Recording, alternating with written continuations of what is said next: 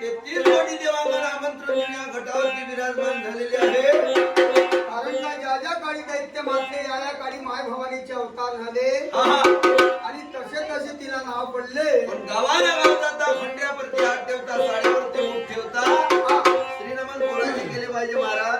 श्री गजानन गणपती 14 विद्येची सुरुवात आलेली गणपती महाराज काढते. मग या गणपती महाराजचे स्नान केल्यानं रिधात सिद्ध होते. आपल्याला विघ्नाचं पाणी गणपती महाराज करते आपल्या हा कार्याला वेश मिळते. असे ते गौरीचे गजानन गणपती महाराज या सवा गटक्याच्या गोंधळामध्ये रंगणात कसे येते हो.